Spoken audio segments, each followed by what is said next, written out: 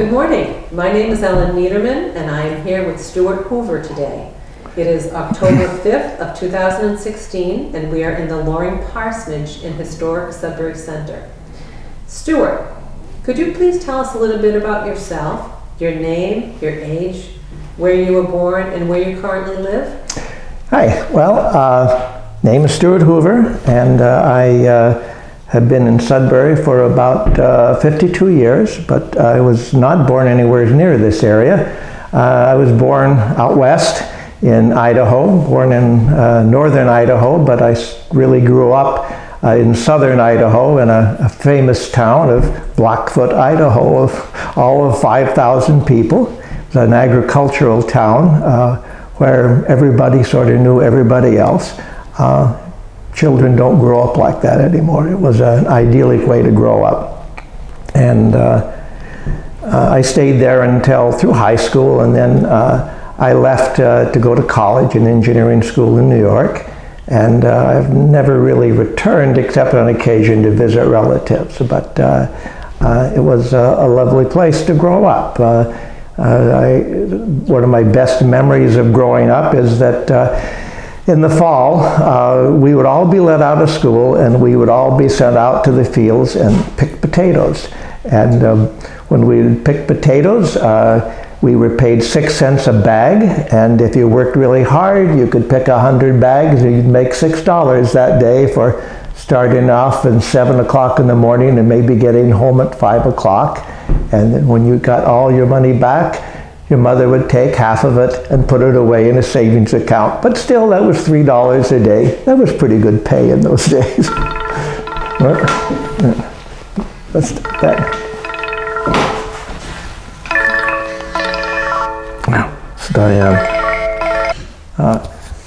It was sort of a very small town, and when I was, I think it was about the 4th grade, one day my father happened to be passing through town, and he said, I'd like you to come down and meet a man. And it was an old man in an old print shop, and when I came in with him, he said, this is my son Stewart, and he's going to come in after school every day and on Saturdays, and you can teach him how to be a printer.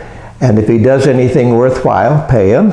If he doesn't do anything worthwhile, just don't pay him anything. So that was quite a surprise to me.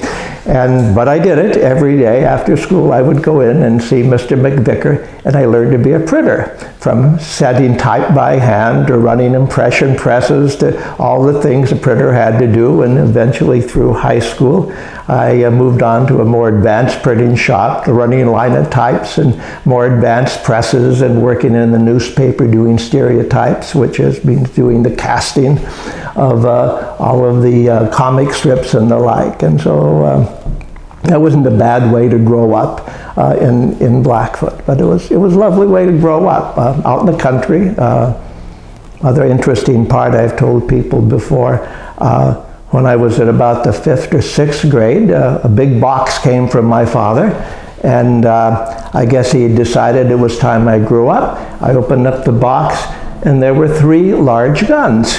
There was a .22 and a .30-06 and a shotgun. And he thought, well, you know, when you're in the 7th or 8th grade, maybe you ought to learn to go out hunting. And so there I had all these rifles, and I wondered what to do with them. And so a friend of mine and I said, let's see what they're like. So we went out and we aimed either the .30-06 or the shotgun on an old fence post out in the desert, took a shot at it, and it exploded. And we looked in amazement, and we were both dazzled by, wow, look what you can do. I think that was the last time I ever shot the gun. When I grew up, when I grew older, my mother, when we went to visit her, said, I want you to take those guns with you. So I loaded them in the car and took them with me, and I gave them to my son. And he did the only sensible thing. He sold them, and he bought guns. But the guns he bought were nail guns, not real guns. And so that was the last I ever saw of my armaments. But it was a nice place. I mean, I have great fond memories of growing up in such a nice rural environment. So where do you live now? Well, of course, I live in Sudbury, and we've lived here for about 52 years.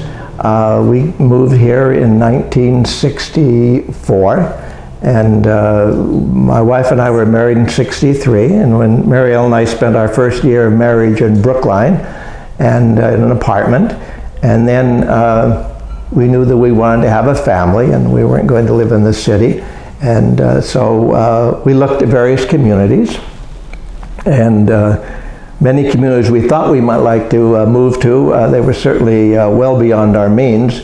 And when we came to Sudbury, actually we found the house in Sudbury because I think it was my father-in-law saw an ad in the paper that said Garrison Colonial with a trout stream in the back. So that seemed quite intriguing. And we drove out to see the house. And it to us seemed quite expensive at the time. It was $18,000 to buy this house, and we wondered how we could do it. But again, Mary Ellen's father was always there with great advice and support, and I said, gee, $18,000, that's a lot of money. And he looked at me in sort of a quizzical way, and he says, don't you think you'll ever get a raise? And so that gave us sort of the courage to say, all right, we'll buy the house. And so that's the house we bought and the house we've remained in and in all of those years. You mentioned a family. Tell us about your family. Well, we have two children. Our son Stewart was born in 1965, and our daughter Amy was born in 1970. They both live nearby. We're very fortunate. We have 3 grandchildren from our son and another 3 grandchildren from our daughter. And in fact, we've thought perhaps as we grew older we might like to live someplace else, but we're sort of locked in here into Sudbury in a sense, in that each of the families are about a half hour or an hour away, and perhaps when the grandchildren grow up and go away we might reconsider it, but it's really the grandchildren which keep us, and the children, I think, which keep us locked here. And I shouldn't say locked, but why we want to remain in Sudbury. It's an ideal location. Plus, Sudbury's just a terrific community. Do you think it was a good place to raise your family? Yes, I do. I think that the schools were good. It had just enough open space for the kids to have fun. I can't think of a better community to grow up, to raise a family. Wonderful. What was your occupation? Well, when I graduated from college, I was sort of a Willy Wonka. I worked for 3 years in a chocolate factory as an engineer. And then at the time I was going to graduate school to finish my master's degree in engineering, and I was offered a teaching position at Northeastern University. So the company was moving.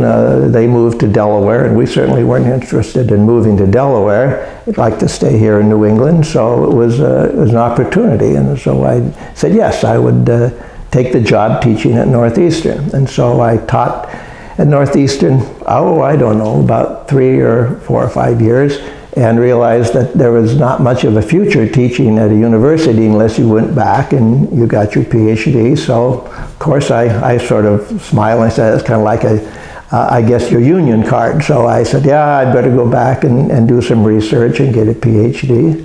So we left for 2 years, and then we came back to Sudbury, and so I continued to teach for I don't know, about 25 years at Northeastern. And then one day, for many, many reasons, I had what someone would call is a real hissy fit.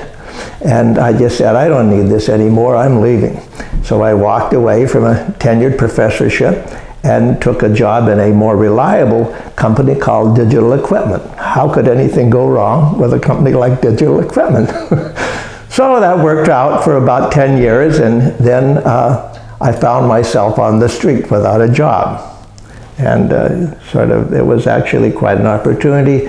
At that time, software developers were in great demand, and I sort of smiling sometimes say what I did is I held up a sign and said, I will write software for food. It was a very, very good way to make a living, and so I became a software contract programmer for any number of years, and then finally took a job with a couple of small startups and did that until finally I retired. You mentioned digital. I understand there were a lot of people that lived in Sudbury. Yes. Working for digital. Yes, there was. Digital was everywhere. They were in New Hampshire. I worked at probably 4 or 5 different locations. You were always moving to another location. And it was? Our whole neighborhood was digital. I would say, yeah, half the people in our neighborhood worked for digital. In fact, if you talk to people who are engineers, I think today who are 60 or over, somewhere, there's a good chance that somewhere in their career they worked at digital. Digital at one time had like 150,000 people in this area working for them. And then the great meltdown came, and they lost out in the technology, and everyone had to go on to do. Some did very well. Some it was a tragedy for them because the only thing they knew was the digital way of doing business. But others, the engineers and technologists, did quite well. So you've been in Sudbury for many years. You've seen many changes. Any that you would like to tell us about? Well, I don't know if we've grown that much more since. I mean, there's certainly been some growth in the town. When we moved in, it was sort of during what they call the great build-out. Of course, there's still more building going on in Sudbury, but nowhere near the amount of building which was going on during the 50s and 60s. They're different. We drive around, there are different spots in town. We look at them when we say, well, remember that. On the corner of Union Avenue and Route 20, there was an old hardware store we always think back on called Hoover's Hardware. It's now the Mobile Station. And if you needed something, there were 2 older gentlemen who would seem to be sitting out all the time on chairs, and you would tell them what you needed, and they would go back, and they had all these boxes of parts and things they'd rattle around. They always seemed to have whatever you needed to buy. So Hooper's Hardware went out of business. What is now the shopping area, I guess, where TJ Maxx is located. At the time, I think that was a driving range, golfing driving range. And then for a few years during the winter, the fellow who owned it turned it into a ski-mobile, where a place where kids or adults could get on ski-mobiles and go tearing around that field and ski-mobiles, but that changed, and then finally it became the shopping center that we know of now. I think when we moved in, Raytheon had already replaced the old Hood plant when Raytheon is located where there used to be a Hood milk plant, but that they had moved in. And so those they're all gradual. The school that our kids went to when they were in elementary school, called the Horsepond School, that was closed. I think probably when our daughter was like in the 2nd or 3rd grade. And then, of course, it became the crime lab that we have there today. So small changes, but nothing really dramatic. Are you involved with town politics or philanthropy in any way?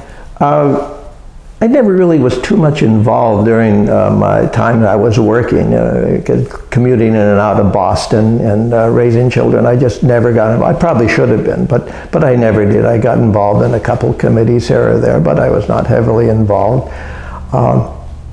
When pretty much I ended my consulting and business career, my wife said, she'll deny this, but my wife said, you can't sit around doing nothing, you better find something to do. So I called up someone on the board of the Historical Society and said I'd be interested in working with the Historical Society. And so then for the last 6 or 7 years, I've been on the board of the Historical Society and enjoyed it very much.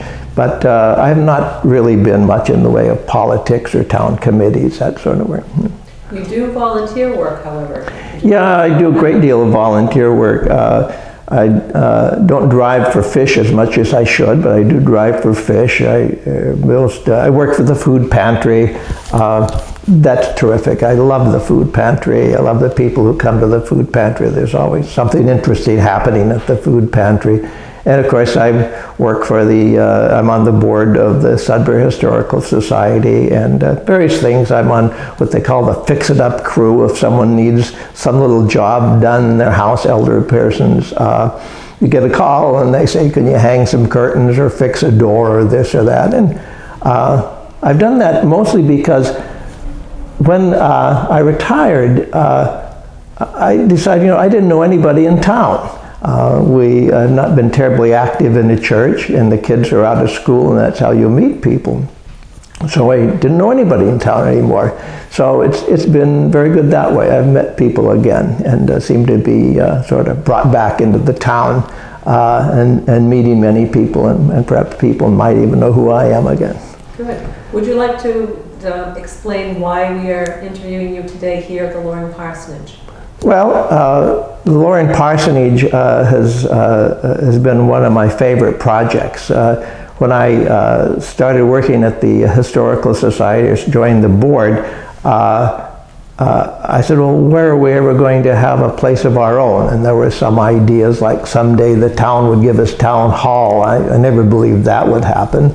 And so then a few of us got together and said, let's find a place that we can actually have a real history center and museum. We were somewhat motivated by the announcement that the town hall was going to be completely renovated and turned into town offices. It doesn't appear that's going to happen, but that was enough of a motivation to say we'd better find a place. So the board looked around as many places they could find, and we always saw the Loring Parsonage as the ideal location. And so we settled on that, and then we started whatever you need to do to get the town to provide, to go along with us and say, yes, Loring Parsonage could be turned into a history center. And of course, then the big issue, the big task is you've got to raise money. And so we're actively involved in the board and other people in town are all trying to raise enough funds so that in a year or so we'll have a history center and museum where we're sitting now. That would be very exciting. Could you tell us your fondest memory of Sudbury? Well, it's hard to say there's one single fondest memory. There are some fun things that I've done in Sudbury that I always think back on. One of the most enjoyable things I've done is camping out in the winter in Knobscot Mountain. And when my son, Stewart, was, I don't know, he was probably about 7 or 8, we somehow got involved in this thing called Indian Guides. And Indian Guides was an organization where the fathers and the sons had to always go together and do things. So for several winters, one of the big activities is we would wait for like the coldest weekend in the winter, and we would take all the kids up to Knobscot. There are some cabins up there, and drag on sleds all of the supplies we needed, and then we would take the kids out and say, now you've got to find firewood, and we would drag all the old dead limbs and firewood, and then we would go into the cabin and build a big fire and warm the cabin up, and then get all sorts of things that kids like to eat, like hot dogs and beans or whatever they would like. And the kids would all camp out on cots that were all around there. And then the fathers would break out cards, and we would all play cards and say, aren't those kids having a good time? As they slept away. So that was always a lot of fun. I enjoyed working. My daughter did the same thing, my daughter, and some they were not so interested in climbing up mountains. We went off to a cabin where all the Girl Scouts were going, and I remember they were just absolutely beside themselves when we said, no, you cannot take out your hair dryers. We're camping. All the girls wanted to fix their hair up and do hair drying. We said, not at all. This is camping, no hair dryers, and we wouldn't let the girls all take showers and do their hairs. They thought we were just terrible fathers that we would ever do something like be so mean as that. But it was a good time. So I've always enjoyed camping. I've gone canoeing up through much of Maine with my son when he was oh, I don't know, maybe in the 7th or 8th grade we started canoeing, and we've done it ever since. Canoed up through the Allagash and the West Branch of the Penobscot and the St. Croix and all of those places up through Maine, and now doing the same thing with my grandchildren. And I think they're worried I'm getting too old. Can I do it again? I think I could still do some more canoeing. Is there anything else you'd like to tell us, either about you or Sudbury or your family? Well, I guess Sudbury's been a great place to live, and both my wife and I, we made the right choice when we came here, and I think we've grown as Sudbury has grown, and I just think the history of Sudbury is so fascinating, and the whole town. If you look around, this is a very, very special town that people who live here, I hope they all realize what a special town they're living in.